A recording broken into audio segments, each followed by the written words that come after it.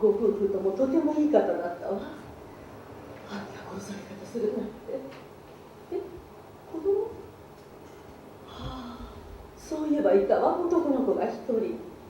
確かミハイルって子よ。2年ぐらい一緒に暮らしてたわ。男の子？いたっけな、そんなの。いましたよ。ミハイルだっけ？14歳ぐらいの子。ミハイルね、いたような気がするな。で、何？あんた警察？はい、ミハエル・ライヒマン。確かにその子は私のクラスにいました。でも本当に印象の薄い子で、お恥ずかしい話ですけど、よく覚えてないんです。友達もいたのかどうか。それに記録も残ってないんです。実は6年前に火事で焼けてしまって。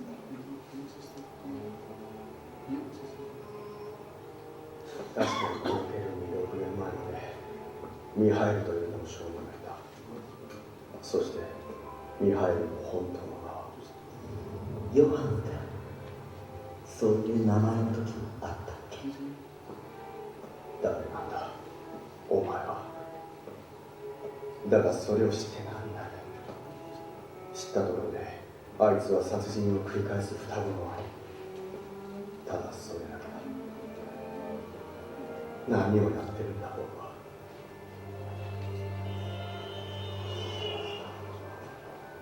双子？そうだ、妹は。双子の妹はどこへ？もうすぐ迎えに行く。誰なの？教えてください。あなたは何者なんですか？それに私はアンナじゃない、ニナです。いや、確かに私の病院に担ぎ込まれた時、君はアンナ、そして君の兄さんはヨハンという名前だった。兄さん。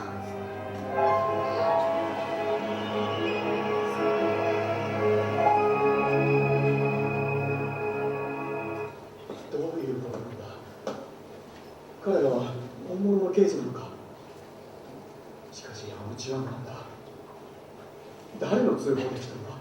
サイレンを鳴らさずに。どうすればいい。どうすれば。大丈夫ですか、ドクター・テンマ。な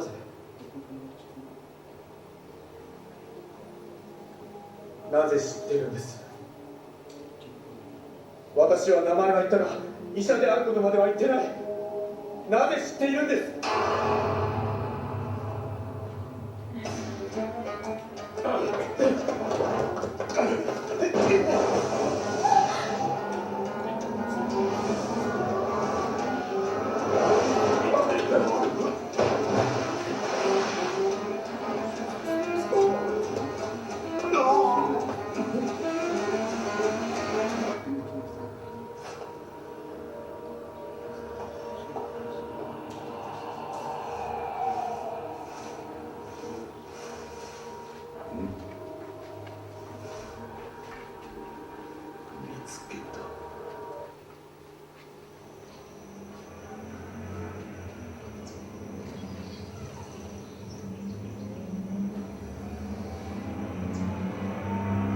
暑くなりそうだな。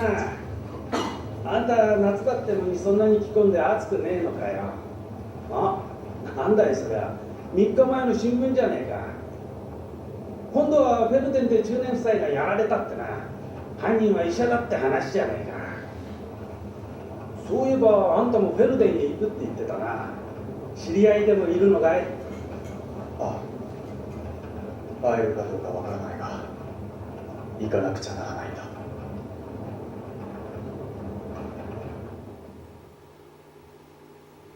Bien, y entonces a partir de aquí todo se desenvuelve en una búsqueda, una persecución, tanto la búsqueda de Tenma junto a Nina, la hermana, para encontrar el origen del monstruo, y después este detective buscando a Tenma, sospechando de él que Johan es un invento de su psique y que quizá Tenma tenga esta doble personalidad.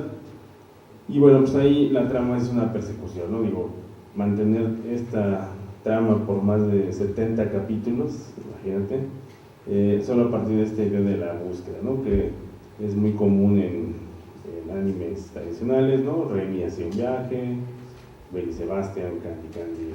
Entonces aquí el Dr. Tenma igual, para mantener esta atención en todos los capítulos, pues hay que hacer este recorrido y esta búsqueda, y de eso nos habla en este punto 4, ¿no? De la persecución que se da. ¿Cómo se siente esta parte, ¿no? ¿Qué tipo de tramas vamos envolviendo y qué personajes nuevos entran en cada episodio sobre esa parte, ¿no? Hay que enfocarnos.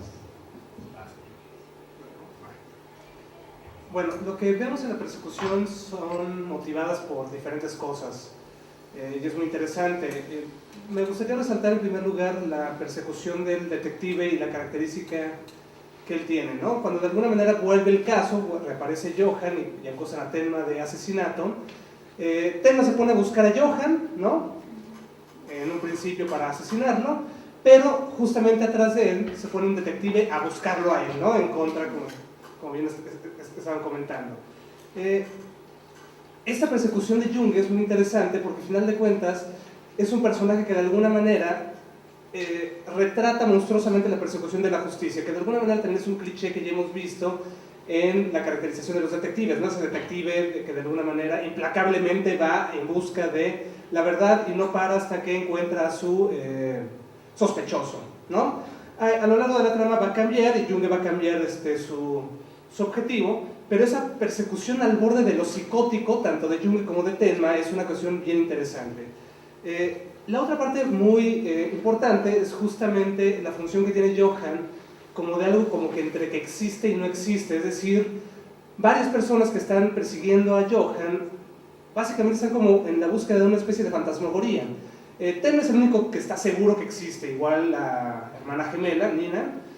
Sin embargo, Jung no sabe, y estos que están buscando nuevamente la supremacía blanca también lo están buscando como una especie de restablecer ese fantasma que todavía opera de Alemania nazi, ¿no? De la Alemania nazi. Entonces es ahí una cuestión como muy interesante de persecución de fantasmas. Al mismo tiempo Nina está persiguiendo algo que al mismo tiempo no existe, que es su memoria, ¿no? Una especie como de restablecer ese trauma de sus recuerdos de infancia. Otra cuestión interesante también que solamente opera en algunos capítulos es la persecución mediática que se le hace a Tenma cuando se le acusa como asesinato, ¿no? Entonces ahí los medios también aparecen en otro cariz monstruoso, como exageración, donde no les interesa necesariamente el caso, sino solamente es como agarrar la nota, ¿no? Y enmarcar a este personaje como monstruo, ¿no? Que también le toca el apelativo en los medios a Tenma.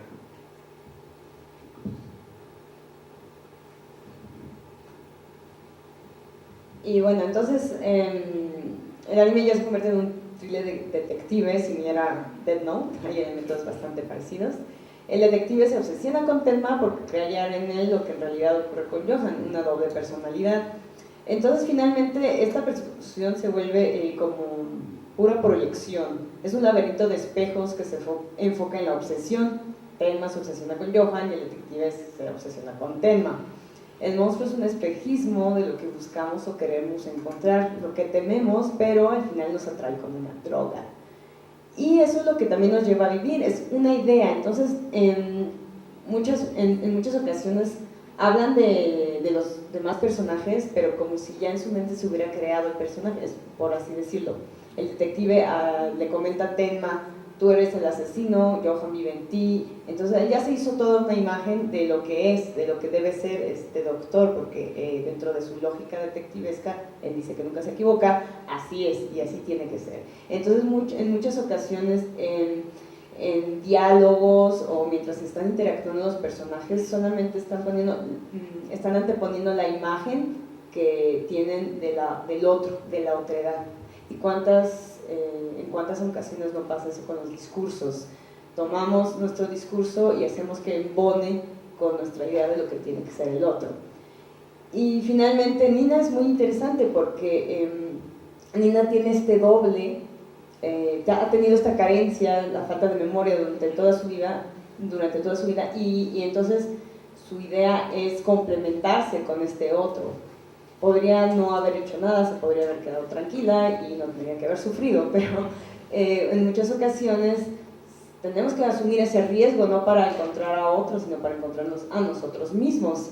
Y finalmente, toda esta persecución que parece orquestada por Johan realmente él es como si fuese el sol, es el centro y todo sucede alrededor de él. Entonces es una narrativa también muy interesante, muy bien estructurada, en hacer que los planetas, digamos, colisionen entre ellos, pero siempre en torno a esta idea llamada Johan.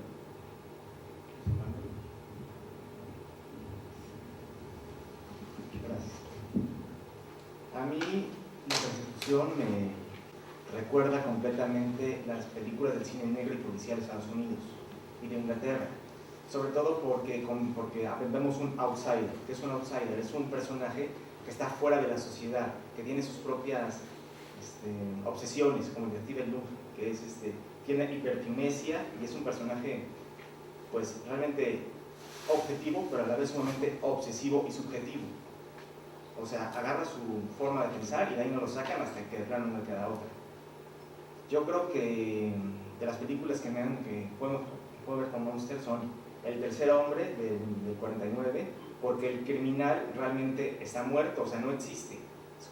En parte es como Johan, que no tiene nombre. El halcón maltés, que ahí manejan la superioridad, y el detective es una persona muy codiciosa.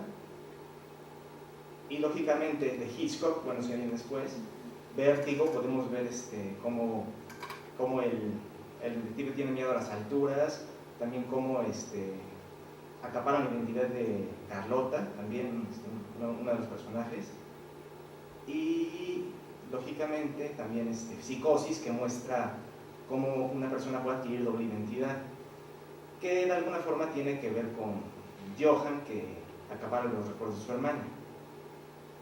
O sea, y muestra un mundo en decadencia, un mundo negro, donde hay desengaño, ¿no? Uno cree que los policías son buenos, pero ya vemos la realidad. Cuando Johan y Nina se dan cuenta, Thelma y Nina se dan cuenta que de alguna forma no eran policías, sino fueron los asesinos, pues hay un desengaño característico de ese tipo de cine.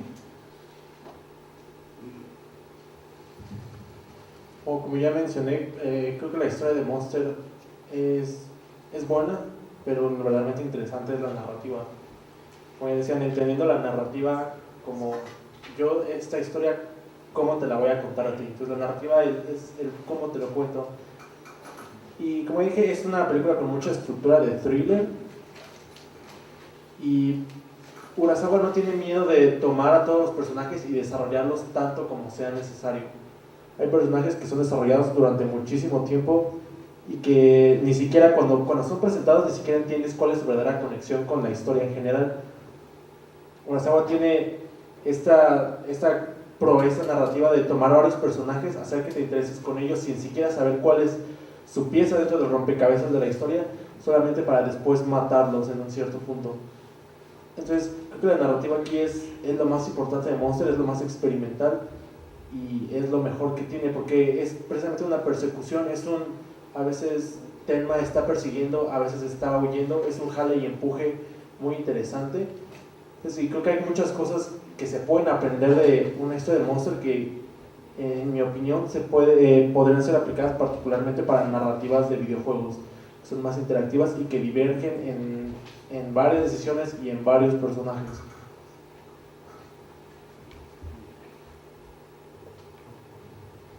Bueno, vamos al casi desenlace, donde se revela pues, esta parte central, ¿no?, de cómo fue creado Johan. Vamos a tratar de abordarlo todo eso que es complejo pues, en este siguiente segmento.